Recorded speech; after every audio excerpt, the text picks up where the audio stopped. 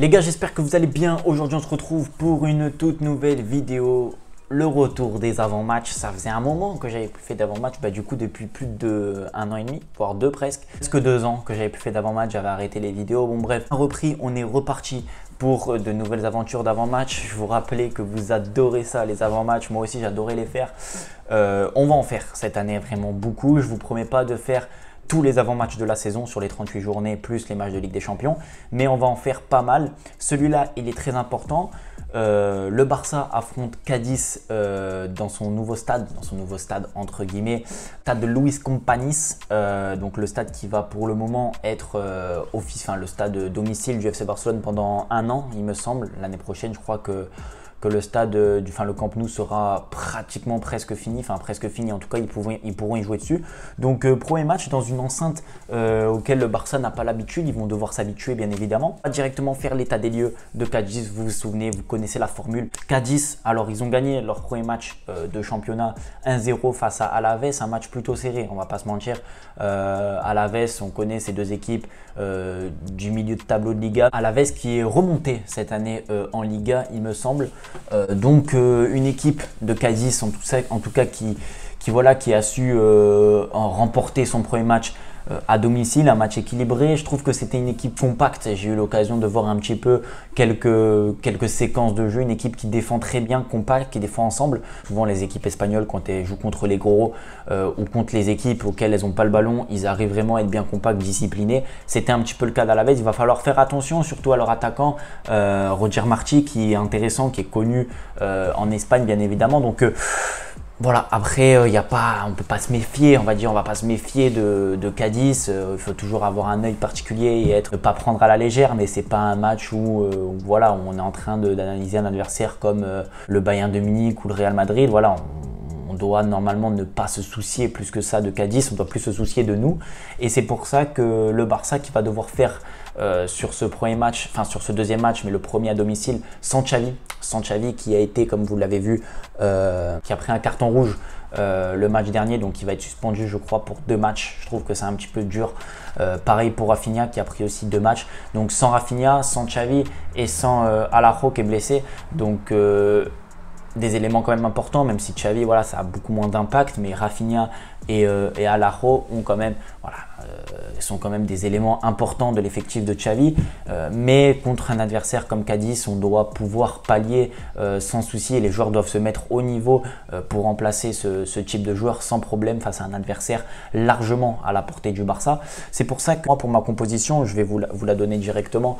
Moi, j'attends beaucoup de choses. J'attends beaucoup de choses du FC Barcelone. Cette saison, je ferai une vidéo, ça sera demain ou après-demain normalement, après le débrief du match contre Cadiz. Je ferai une vidéo sur les attentes du FC Barcelone, mes attentes sur cette saison en Ligue des Champions, en Liga, mais aussi toutes les coupes, etc. Je vous ferai une vidéo spécialement conçue pour ça, où vous aurez toutes mes attentes pour qu'on puisse faire un bilan en fin de saison. Moi, sur ce match-là, j'attends du Barça, une équipe plaisante à voir jouer. Une équipe plaisante à voir jouer, il y a du potentiel, il y a de la matière à faire, que ce soit au milieu de terrain, mais aussi en attaque. Il faut juste être plus précis, plus juste. Moi, j'attends du FC Barcelone sur ce match-là, sur ce type de match contre Cadiz, une équipe percutante qui sans cesse va de l'avant, sans cesse se libère. On est face à une équipe quand même largement à leur portée. Il faut qu'il y ait cette explosion, cette petite étincelle à chaque fois qu'on touche le ballon. Déjà, le match doit être maîtrisé, que ce soit au milieu de terrain, offensivement, mais aussi défensivement. C'est-à-dire la maîtrise, elle doit y être. Je pense qu'elle va y être sans aucun doute. La possession de balle, ça va être en faveur du Barça, mais il faut savoir remuer cette possession de balle, ne pas que ça soit stérile comme ils ont l'habitude de faire sur certains matchs.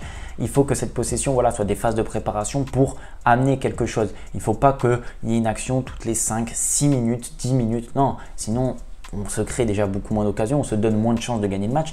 Et contre des adversaires à leur portée comme Cadiz, on se doit largement de sans cesse mettre la pression sur le but adverse, sans cesse, même si Cadiz va venir pour défendre, va venir pour essayer de rapporter quelque chose. Du FC Barcelone vont essayer de contrer, on connaît les équipes qui viennent souvent jouer au Barça, donc il faut que cette équipe soit étouffée et que le match soit plié d'entrée au bout de un quart d'heure. Il doit y avoir déjà minimum 1-0 pour le Barça, voire 2 si on arrive à se procurer des occasions sur l'équipe que je vais vous annoncer. Donc Pour moi, avec cette équipe-là, c'est pour ça que je vous dis tout ce que j'attends avec cette équipe-là qui est pour moi largement correcte et une des équipes auxquelles je vais beaucoup attendre, même si vous allez voir qu'il y a 2 petits changements pour ma part que j'aimerais pour demain. Ter Stegen au goal, voilà, on ne va pas revenir dessus, il faut qu'il fasse une grande saison, il n'y a pas de souci sur ça.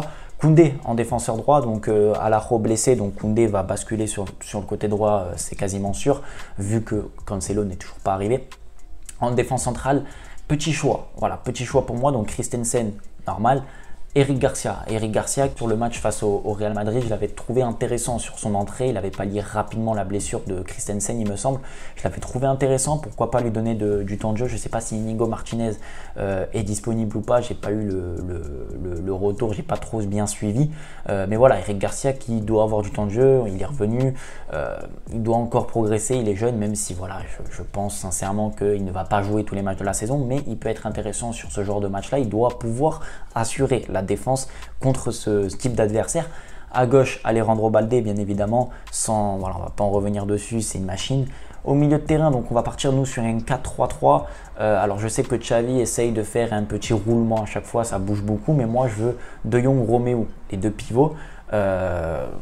Ces deux-là, ça fonctionne à la perfection, ils sont très intéressants. De Jong fait un début de saison exceptionnel. Romeu, on est en train de découvrir et il devient de plus en plus intéressant. Pedri en numéro 10, il faut arrêter avec Pedri à gauche et Gundogan à gauche. Ça me fatigue. Moi, non, Pedri, Gundogan, c'est des joueurs qui jouent dans l'axe, qui ont besoin de se projeter. Et Pedri en numéro 10, je trouve, quand il y a Romeu et De Jong déjà en place, c'est un poste qui peut lui aller. Alors, il doit encore faire mieux. Sur les derniers matchs, ça n'a pas été trop ça. Il doit encore faire beaucoup mieux. Mais Pedri en numéro 10, c'est ce que j'attends en tout cas pour demain. Et on aura l'occasion de faire le débrief. Et s'il joue en numéro 10, on verra, voilà, vous verrez le match qu'il va faire. C'est certainement, enfin c'est sûr et certain qu'il va faire un gros match parce que ce poste-là de Pedri ne peut que lui correspondre. Pour moi. À droite, petite surprise, Lamine Yamal. Lamine Yamal, attaquant droit. Vous savez que j'aime beaucoup faire jouer les jeunes sur mes compositions. Je donne beaucoup de chance aux jeunes. En tout cas, c'est ce que j'espère. Lamine Yamal, je pense que où il va commencer, où il va rentrer très rapidement parce que Rafinha n'est pas là.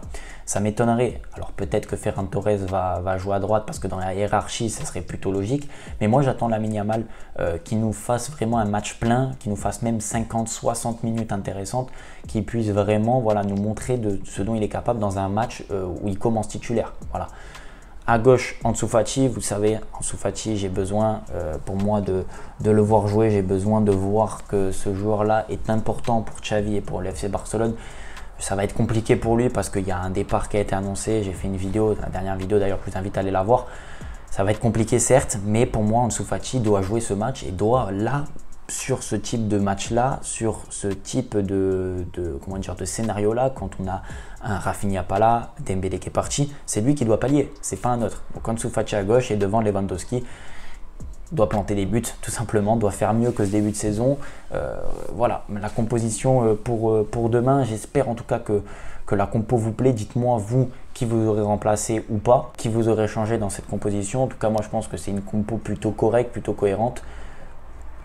N'hésitez pas à me faire votre retour. Donc voilà les gars pour ce petit avant-match. J'attends c'est pour revenir un Barça cohérent, un Barça qui maîtrise son match et un Barça percutant et plaisant. Donc voilà des choses auxquelles et des demandes pour un club comme le FC Barcelone doit être tout le temps mis en place. J'espère que la vidéo vous aura plu. N'hésitez surtout pas à me dire vous ce que vous en avez pensé de la vidéo. On se retrouve demain soir pour le débrief, le premier débrief de la saison. Je vous dis à la prochaine. Prenez soin de vous. Ciao. Ta pop mais t'as disparu. Mais gros t'es comme designer. On se dit trop kid. Je suis au galerie. Je cope des designers. Même quand je dors je fais de l'argent. Je reçois des virements.